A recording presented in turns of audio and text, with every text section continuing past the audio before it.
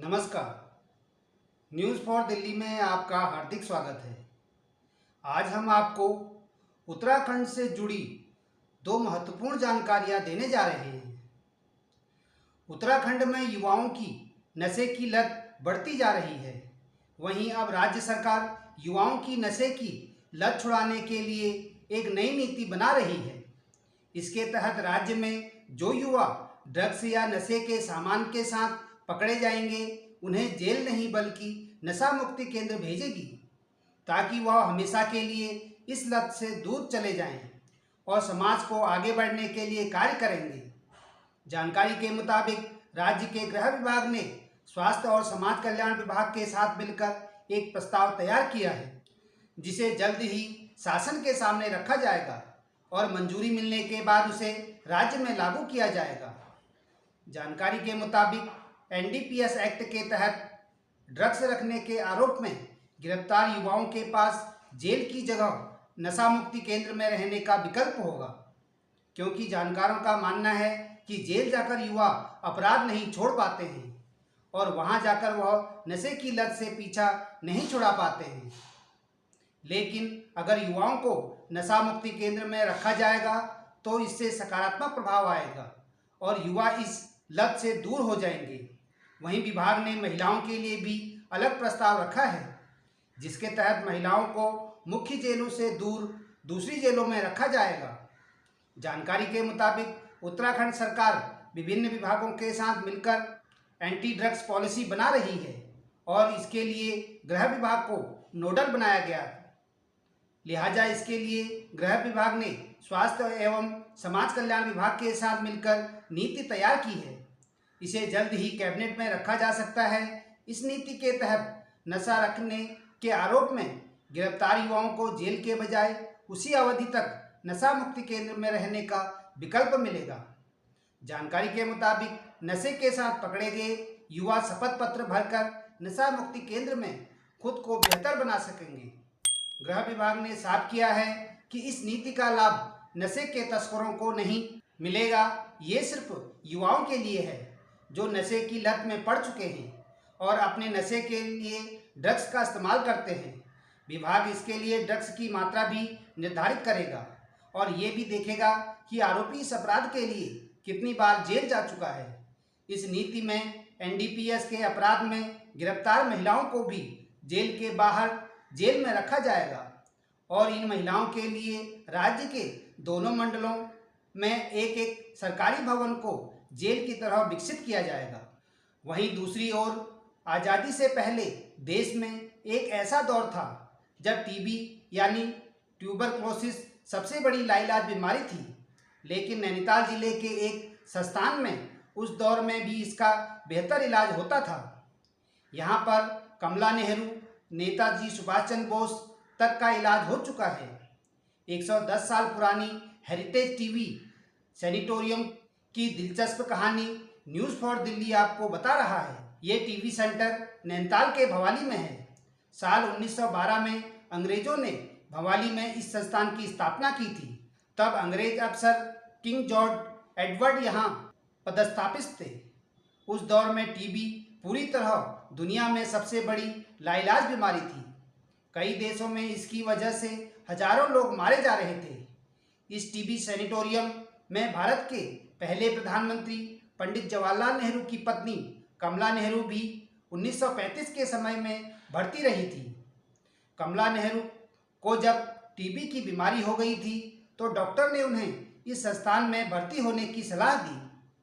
उस दौर में पंडित जवाहरलाल नेहरू इलाहाबाद की नैनी जेल में बंद थे। ऐसे में पंडित जवाहरलाल नेहरू को फिर अल्मोड़ा की जेल में शिफ्ट किया गया, जहां से वे कमला नेहरू को देखने के लिए इस सैनिटोरियम में आते थे। बताया जाता है कि अंग्रेजों ने इस संस्थान को इसलिए चुना था क्योंकि यह ऊंचाई पर था, चारों ओर चीड़ के पेड़ों से घिरा हुआ था। चीड़ के पेड़ों की हवा ट्यूबरक्लोसिस के मरीज के लिए बेहतर होती है।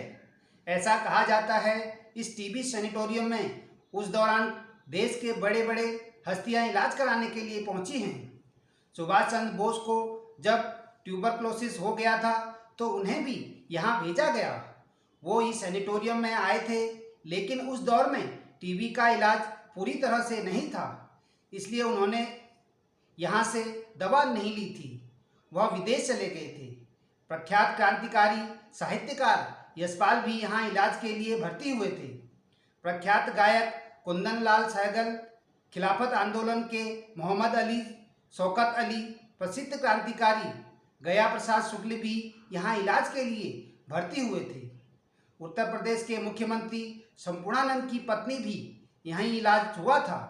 इस सैनिटोरियम में जनरल वार्ड के साथ कई प्राइवेट वार्ड भी बनाए गए हैं। कुछ पेइंग वार्ड भी हैं विशिष्ट लोगों के लिए। टीबी सैनिटोरियम को 1912 में अंग्रेजों ने जब बनाया था तो उस वक्त मरीजों के लिए 378 बेड की कैपेसिटी थी। हालांकि अब 110 साल बाद कई भवन टूट चुके हैं, लेकिन आज भी 60 से 70 बेड यहाँ उपलब्ध हैं जिनमें इलाज हो रहा है। समुद्र तल से 1731 मीटर की ऊंचाई पर 18 हेक्टेयर क्षेत्र में इस पूरे टीबी सैनिटोरियम को बनाया गया है। बताया जाता है कि रामपुर के नवाब की पत्नी की ट्यूबरक्लोसिस के चलते मृत्यु हुई थी। ऐसे में उन्होंने फिर इस बीमारी के इलाज के लिए इसी संस्थान को बनाने के लिए 18 हेक्टेयर जमीन अंग्रेजों को दान की थी। अब 110 साल बाद करीब 60 से 70 मरीज का यहाँ पर इलाज होता है। कुछ पुराने भवन जो बेहतर कंडीशन में थे उनका जीर्णोद्धार किया गया। उनमें जनरल वार्ड, ओपीडी बनाए गए हैं। अंग्रेजों की हुकूमत के समय ट्यूबरक्लोसिस का सबसे ज़्यादा असर देखने को मिलता था। ऐसे में सबसे बड़ी चिंता फौज पुलिस के सिपाहियों के बीमार होने के दौरान होती थी, क्योंकि हजारों की संख्या में पूरी फौज एक साथ बीमार हो सकती थी। ऐसे में इस सैनिटोरियम में अलग से एक पुलिस वार्ड की स्थापना की गई। फौज पुलिस के जवान जब बीमार होते थे तो इनको यहाँ भर्ती किया जाता था, जिससे उनकी बीमारी अन्य लोगों में ग्रसित न हो। आज भी इस सैनिटोरियम में देश के कई राज्यों से लोग इलाज कराने के लिए पहुँचते हैं।